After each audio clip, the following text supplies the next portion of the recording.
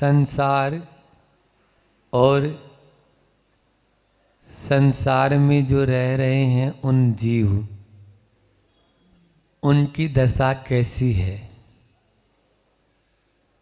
यह वर्णन विगत कुछ दिनों से आचार्य पूज्यपाद स्वामी ने जिन गाथाओं को निबद्ध किया है, ऐसे इष्टोपदेश की एक एक कारिका के माध्यम से हम जान रहे हैं कि ये संसार क्या है और संसार में हम रह रहे हैं तो हमारी दशा क्या है और हमारी दशा क्या होना चाहिए।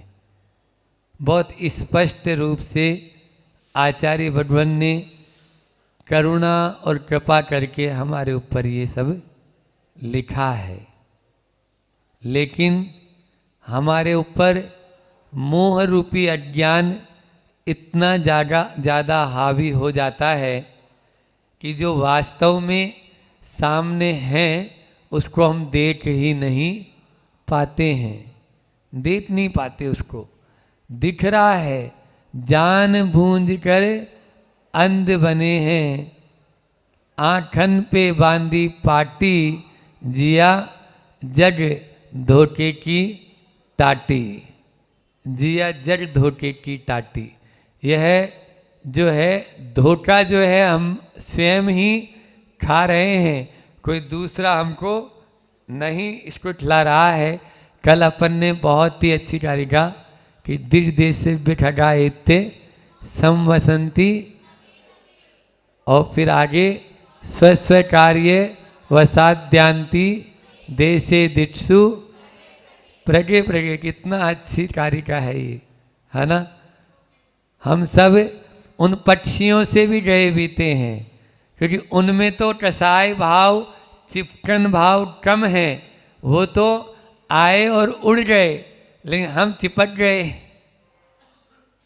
वो तो उनमें तो देखो, वो किसी दूसरे, आचार्य श्री ने लिखा ना, पक्षी कभी दूसरों की नीड में घोंसले में नहीं घुसते, और हम दूसरे के घोंसले पे नजर रखते हैं हमेशा कि उसका घर कितना मंजिल, अच्छा 4 मंजिल है, अपना तो 2 ही है, चलो 4 बनाएंगे तब 5 बनाएंगे तब उससे ऊपर होगा। ये स्थिति हम लोगों की होती है।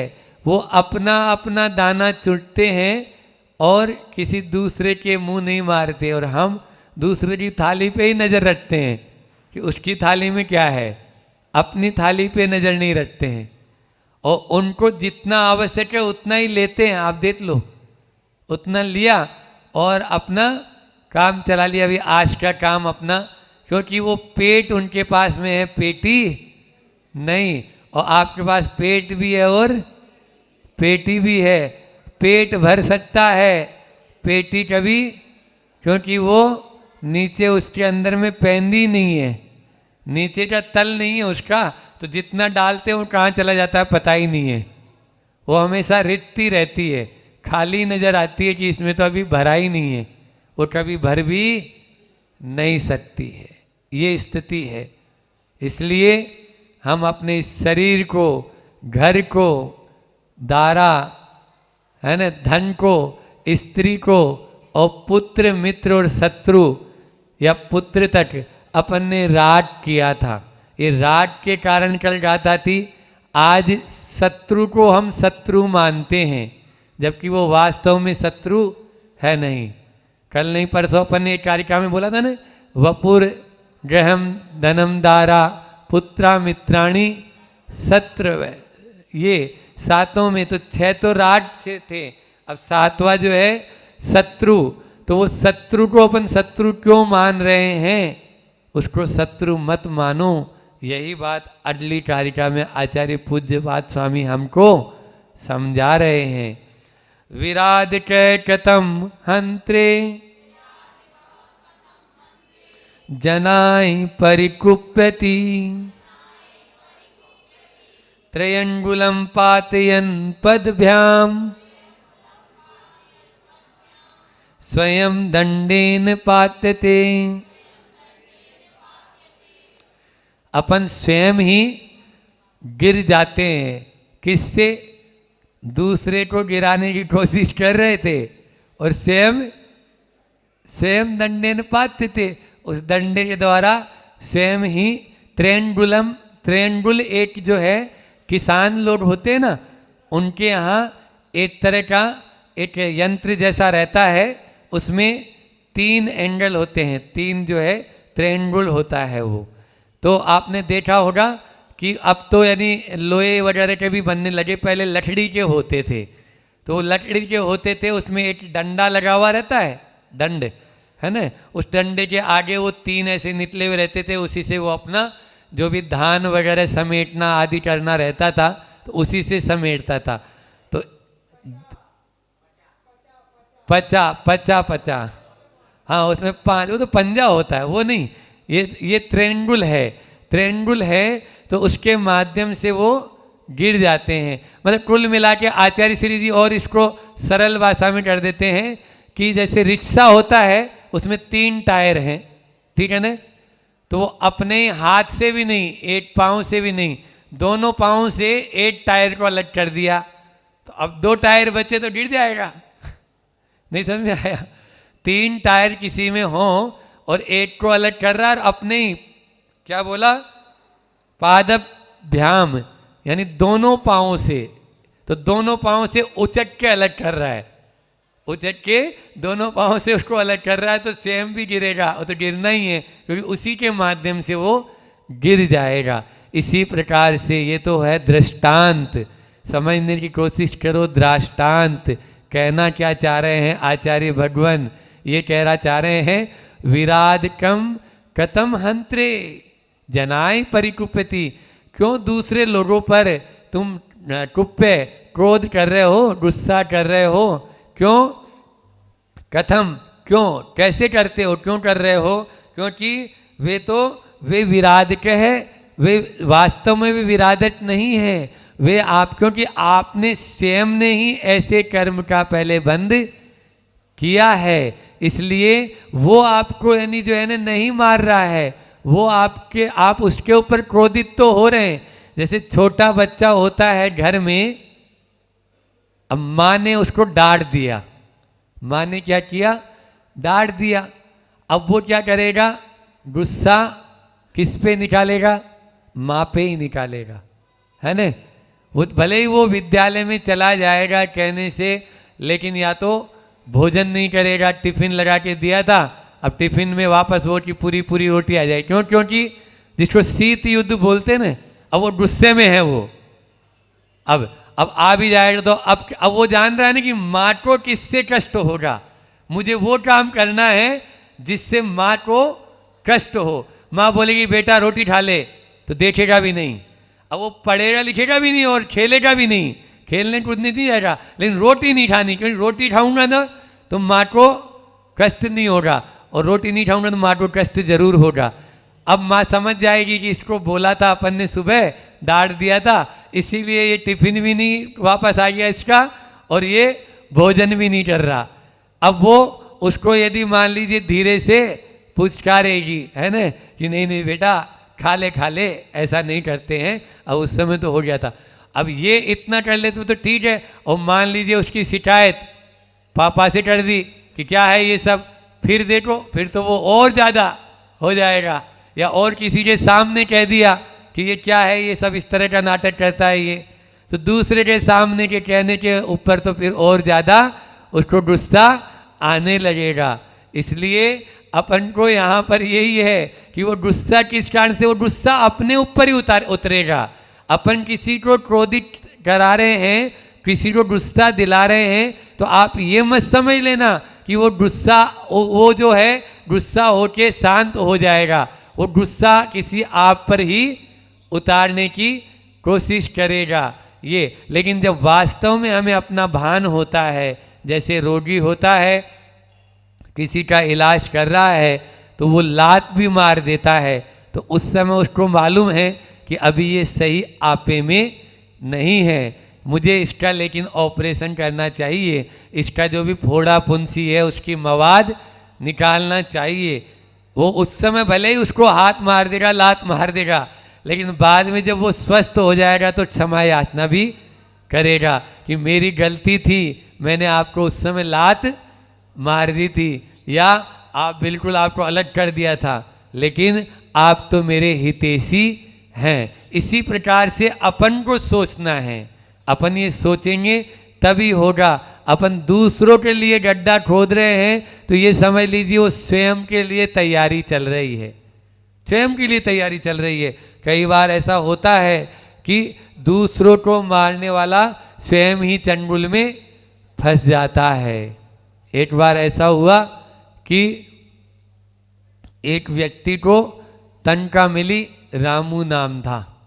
अब रामू पैसा लेके आया और रात्रि में स्टेशन पे उतरा।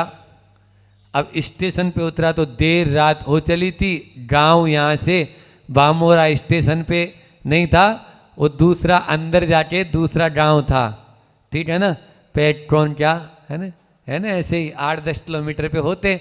अब रात में जाऊंगा तो कोई भी मुझे लूट लेगा, इसलिए रात में यहीं विश्राम कर दो। स्टेशन मास्टर को बोलता है कि मुझे मेरे पास में 1 लाख रुपए मुझे आज मिला था और वो अभी मैं रात में जाऊंगा तो मुझे कोई भी यानी जो है ना कष्ट होगा, इसलिए यहाँ रात्रि विश्राम करना है। हाँ हाँ वेटिंग रूम है, उसमें रात्रि में सो जाओ। अब वो सो गया।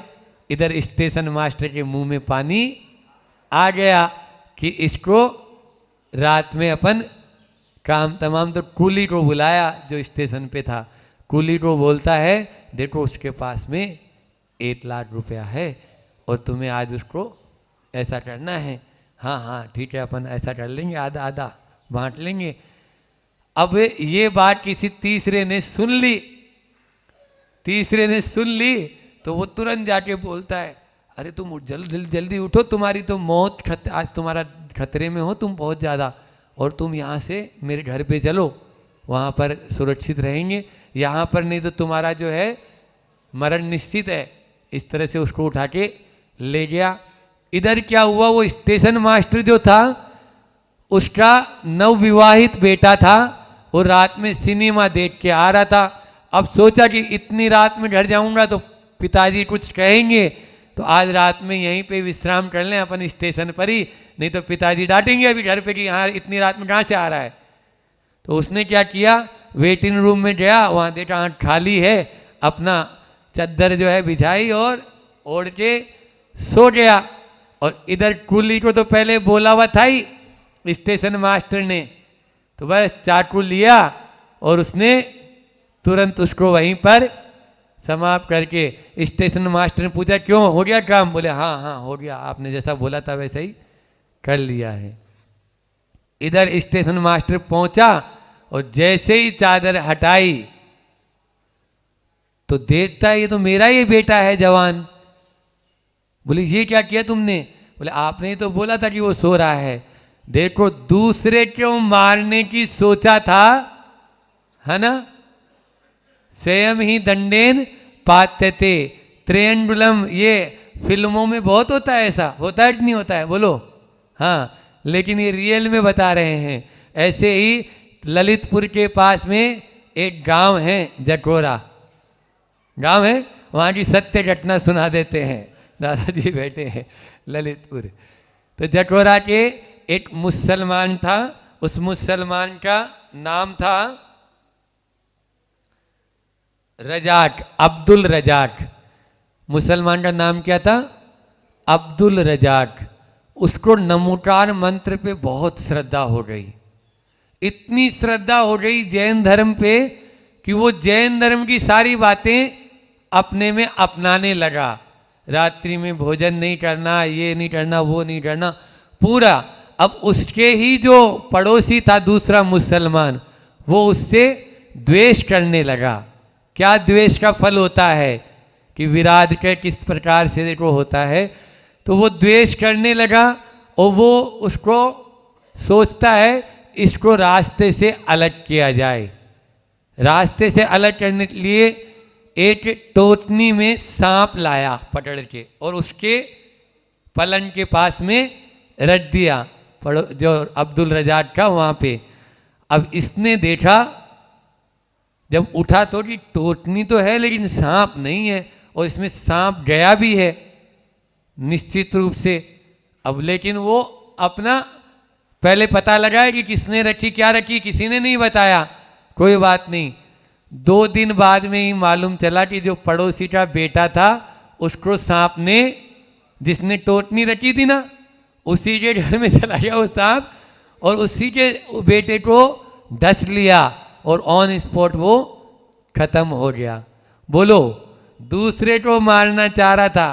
इसका तो ये तो नमोकार मंत्र का अचिंत्य प्रभाव तो होता ही है, लेकिन उसके माध्यम से वो नहीं, आपने दूसरे का अहित सोचा तो निश्चित रूप से उसका भी अहित हो गया। तो ये होता है, इसलिए कभी भी दूसरे का अहित मत सोचो। यदि अहित सोचेंगे तो अपना ही अहित पहले होगा। अपन दूसरे का हो या नहीं हो, दिया सलाई होती है ना, वो जलती है ना दूसरे को जलाने के लिए। दूसरे को जलाएगी या नहीं जलाएगी ये तो बात की स्थिति है, क्योंकि मान लीजिए हवा चल गई तो, लेकिन खुद जल चुकी है, खुद तो जली चुकी है, इसलिए दूसरे को गिराने तो उनको, तो ये अपन को, इस पर अपन को विचार करना है। इसलिए अपन को यहाँ पर आचार्य भगवान कह रहे हैं कि जिस प्रकार से राग हानिकारक है वैसे ही द्वेष भी हानिकारक है, और जहाँ जहाँ राग है वहाँ वहाँ द्वेष तो है ही। आप ये समझ लीजिए, एक से ज़्यादा राग होता है तो दूसरे से द्वेष है। इसलिए विराध के कतम हंत्रे, अपन को विराधक नहीं बनना है, आराधक बनना है। क्या बनना है? विराधक नहीं, आराधक बनो। क्या बोलना है? हाँ, अच्छा ये बताओ, पारसनाथ भगवान पर उपसर्ग किसने किया? गलत। अमरकंटक में थे हम 2004 में, आचार्य श्री जी ने सेम ऐसे ही प्रश्न पूछा था जैसे हमने पूछा है, और सारे मुनि महाराज और वो भी, क्यों भैया ये धूल किसी ने उड़ा दी? बहुत तेज है। तो हम ये बोल रहे थे कि पारसनाथ भगवान पर उपसर्ग बोलूं? गलत। हाँ अध्यक्ष जी बताओ, पारसनाथ भगवान पर संजीव भैया? हाँ गलत, वो तो बता ही दिया था। उन्हीं के कर्मों ने उन पर उपसर्ग किया, अभी तो बताया था हमने, विराट के कथम अंतरे जनाय परिकुप्यति। आप दूसरों पर गुस्सा क्यों कर रहे हो? उन्होंने पहले कर्म ऐसा बांधा था, तो उन्हीं के कर्मों ने उन पर, आचार्य श्री जी ने भी यही जवाब दिया था कि उन्हीं के कर्मों ने उपसर्ग किया है। किसी कमठ ने कमठ तो निमित्त है। कमठ क्या है? निमित्त है। पहले कर्म किसने बांधा? हाँ, हमने आपसे कर्म बांधा है तो आप मुझे उसका फल देंगे या नहीं देंगे? देंगे ना।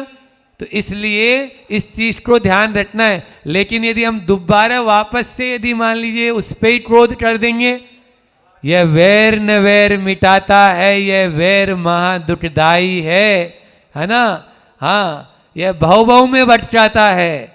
इसलिए एक बार वैर हो गया, फिर अपन ने उससे वैर कर लिया, इधर 10 भव तक एक तरफा वैर चला है। सुन रही है? 10 भव तक। कितने भव तक?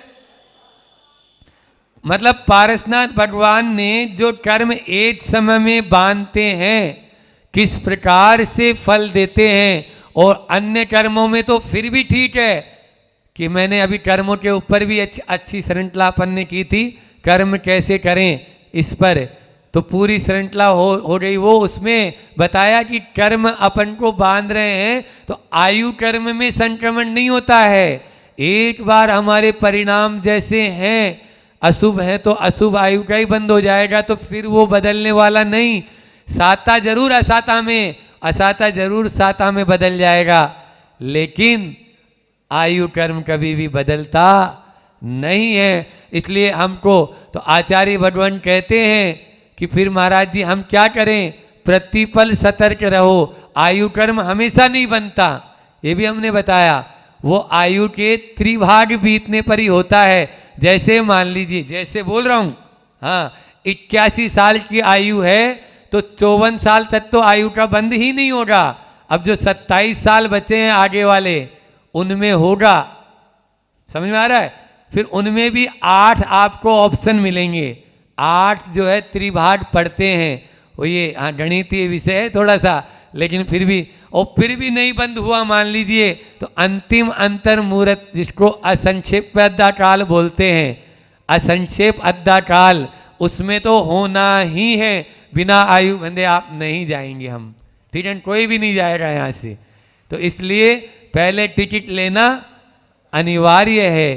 तो ये ऐसा इस तरह से होता है। अब उस समय जो परिणाम हमारे हो गए, अब पछताए तो क्या होत, जब चिड़िया चुग गई खेत। राजा श्रेणी से पूछ लो, राजा श्रेणी ने हर तरह से प्रयास कर लिया कि किसी भी प्रकार से मेरे ये नर्क आयु का बंध रुक जाए। अपने यहाँ नहीं, श्वेतांबरों में आता है कि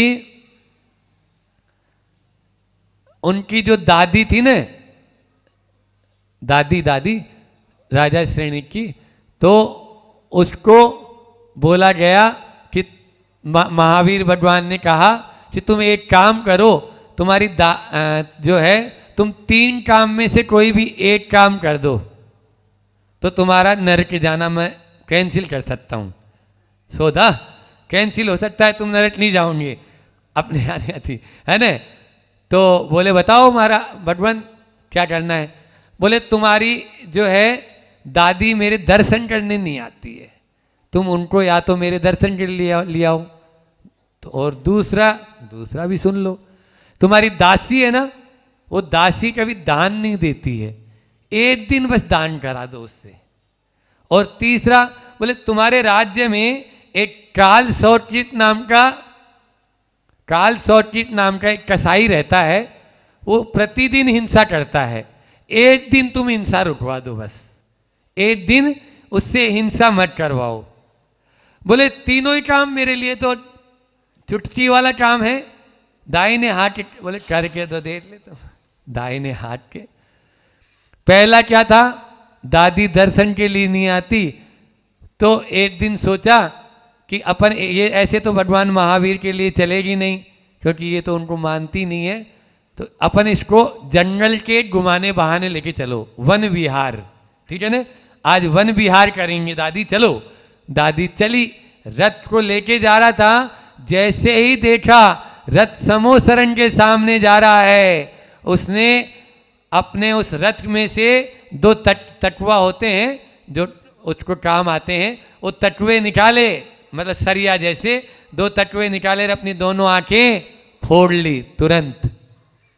बोले मैं भगवान महावीर के दर्शन नहीं करूंगी इन आंखों से। तो पहला सौदा तो कैंसिल हो गया। अब 2 ऑप्शन और बचे हैं, कौन बनेगा, केबीसी में होता है ना, तो वैसे ही क्या बनना है, आराधक। क्या बोल रहे हैं, व्यस्त मतलब कोई बैठा है क्या, तो कब तक बैठेंगे, जब तक हम बोलते रहेंगे। वो देख रहे हैं कि ये तो बोल ही रहे महाराज जी, तो है ना, तो इसलिए अब वो भी जरूरी है, मीटिंग आपके मंदिर के। अब 2 ऑप्शन बचे हैं। दूसरा ऑप्शन क्या था, दासी से 1 दिन का दान करा दो, 1 दिन। तो उसको बोला, दासी को बुलाया, पहले तो उसने मना किया, बोले नहीं मैं राजा हूँ इस राज्य का, तुम्हें करना पड़ेगा। ठीक है भैया, आप तुम्हारे राज्य में रहना है। तो उसने दान किया, लेकिन जिसको भी दान देती तो एक तो बेमन से देती, दूसरा बोलती ये दान मेरा नहीं है, ये राजा का है, राजा का दान है, ये मेरा दान नहीं है। तो ये दान भी उसका नहीं माना जाएगा। अब तीसरा ऑप्शन था काल सौचिक, जो भैंस कसाई था, भैंसों का 500 भैंसों को प्रतिदिन मारता था वो। समझ में आ रहा है, राजा श्रेणी के काल पे। अब वो जो है एक दिन सोचा इसको जेल में बंद कर दूं, तो निश्चित रूप से फिर क्या करेगा, फिर तो मार ही नहीं पाएगा ने। उसको उठा के वहां जेल में बंद कर दिया। अब जेल में और कुछ तो मिलेगा नहीं, क्या मिलेगा? अब कभी नहाते थोड़ी हैं कसाई लोग ये, तो शरीर पे इतना मैल जमा है, उस मैल की बत्तियां बना बना के 500 भैंसे बनाए और उनको तोड़ा। उस शरीर पे जो मैल जमा है उस मैल को उतार उतार के ऐसे ऐसे जैसे बत्तियां बना बना के, और ये भैंसा है, अब इसकी गर्दन और ये इस तरह से अलग कर रहा है। इस प्रकार से उसने 500 भैंसों का वध वहां जेल में बैठ के भी किया। तीनों काम में से एक भी काम नहीं कर पाया, क्योंकि उसको वहां पर नरक में जाना ही जाना था। इस प्रकार से ये होता है। तो एक बार हमारा आयु कर्म, इसलिए प्रतिपल होशियार, सावधान। हाँ, किस समय हमारा आयु का बंद होगा ये हमें भी मालूम नहीं चल पाता है, और जब आयु का बंद हो जाता है तो हमारे परिणाम भी वैसे ही बन जाते हैं। जब जिस गति में जैसा जाना है, एक बार यदि नरक आयु या कोई भी आयु का बंद हो जाता है, गलत अशुभ आयु का बंद हो जाए, तो कोई भी छोटा सा नियम भी नहीं ले पाता है। छोटा सा नियम भी नहीं ले पाएगा वो। क्यों? क्योंकि अब उसकी अशुभ आयु का बंद हो चुका है। इसलिए अपन को सतर्क रहना है। कैसे सतर्क रहना है पता है? अब आजकल तो मोबाइल आ गया है, और मोबाइल में डिलीट का सिस्टम भी हो गया है। डिलीट हो जाता है ना कोई भी चीज़, तो इसलिए उतना नहीं। पहले फोटोग्राफर होते थे तो फोटो खिंचाने जाते थे, या फोटोग्राफर घर पे आता था तो फोटो खींचता था। तो वो पहले आपको सजाएगा, संवारेगा, और अब बोलेगा हाँ बिल्कुल तैयार, रेडी, 1 2। अब मान लीजिए जैसे ही वो 3 बोला और आपने हाथ ऐसे कर दिया, अब क्या होगा बताओ? अब जब पहले तुरंत ऐसे नहीं कि तुरंत मोबाइल में जैसे आ जाती है, पहले क्या होता था, सुबह का वो शाम को बोलता था, है ना, वहाँ पे काला फोटो लेबिया, काला फोटो स्टूडियो है जयपुर में बहुत बड़ा, तो वो बोलता अभी नहीं, शाम को मिलेगी। अब शाम को वो उसको धोएगा डार्क रूम में जाके, और नेगेटिव से पॉजिटिव बनाएगा, तब वो आपको देगा। सुन रही तो ही सुन रही हो? हाँ, तब वो आपको उससे बना के देगा फोटो। तो वो बोलेगा कोई पैसा नहीं, ये मेरी फोटो है क्या? तो बोले भैया आप ही की है, आज जब मैंने बटन दबाया था, रेडी बोल रहा था, ये सब बोल रहा था, तब कहाँ थे तुम? तभी तो ये फोटो। ऐसा ही हमारे कर्मों के साथ में होता है। हमने जब कर्म बांधा है उसका फोटोग्राफर की तरह ही याद रख लेना। विराज के कथम हंत्रे जनाय परिकुप्यति, दूसरे पर गुस्सा क्यों कर रहे हो? ये तो हमारा अपना ही कर्म। सीता को याद करो, है न, और अंजना को याद करो, उन्होंने एक ही बात बोली, तुम्हारा कोई दोष नहीं है। हाँ, तुम तो पति परमेश्वर हो, ये तो मेरा ही दोष है। रावण को भी यही बोला कि तुम्हारा कोई दोष नहीं है, ये तो मेरा ही दोष है, जो मेरा रूप इतना सुंदर मुझे मिला, जो तुम्हारे भाव ऐसे हो गए आपके, जो आपने हरण किया। कभी किसी दूसरे को दोष नहीं देना यहाँ पर, और किसी से द्वेष नहीं करना। आचार्य पूज्यपाद इस कारिका के माध्यम से हमको यही समझाना चाह रहे हैं। दूसरे को अपन यदि मान लीजिए दोषी देंगे तो और नया नया ही बांधते चले जाएंगे।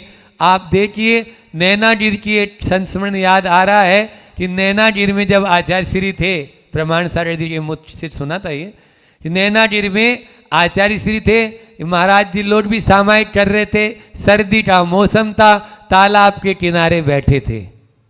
वहाँ पे तालाब है ना, जब अपन ऊपर पहाड़ पे जाते हैं तो बीच में, तो उसमें ही उस बीच वाली रो में और अच्छा लगता है, दोनों तरफ पानी रहता है, और बढ़िया अपना पाटा लगा लो तो बढ़िया सामायिक का आनंद आता है। हमने भी की है उधर सामायिक। तो वो नैनागिर में सामायिक कर रहे थे, तभी देखते हैं कि एक सांप है, पनिया सांप एक मेंढक को पकड़ रहा है, ठीक है ना। और मेंढक क्या कर रहा है, मेंढक एक दूसरे कीड़े को पकड़ रहा है, छोटा जो कीट पतंग होता है ना उसको। उस मेंढक के मुंह में वो कीड़ा है और सांप के मुंह में ये मेंढक है। ये हालत है, हम एक दूसरे को मारते हुए चले जा रहे हैं। अनादिकाल से यही स्थिति है। आप देख लीजिए, जो सबल होता है वो निर्बल के ऊपर अटैक करके उसको अपना बनाना, अपने अंडर में उसको करना चाहता है। आज वो भले ही आपका नौकर है, कल आप नौकर होंगे और वो सेठ। इसमें देर नहीं लगती है, देर नहीं लगती। अक्षत पुण्य का मैंने उदाहरण भी सुनाया था कि कहाँ राजा का बेटा था और कहाँ वो यानी जो है ना उसी के यहाँ नौकरी कर रहा है, जो जिसके यहाँ नौकरी करता था। धन्य कुमार चारित्र कभी आप पढ़ लेना। इस तरह से आज का इतना ही रखते हैं, समय भी आपका काफ़ी हो चुका है। तो विराध के कथम हंत्रे जनाय परि कुप्यति, कथम कुप्यते, क्यों क्रोधित हो रहे हो? दूसरे पर क्रोध करने की जरूरत नहीं है। अपने किए कर्मों पर क्रोध करो तो निश्चित रूप से वो कुछ कम हो सकते हैं। इतना ही रखकर अपनी वाणी को हम विराम देते हैं। बोलिए अहिंसा परमो धर्म की। हे गुरुवर शाश्वत सुकृत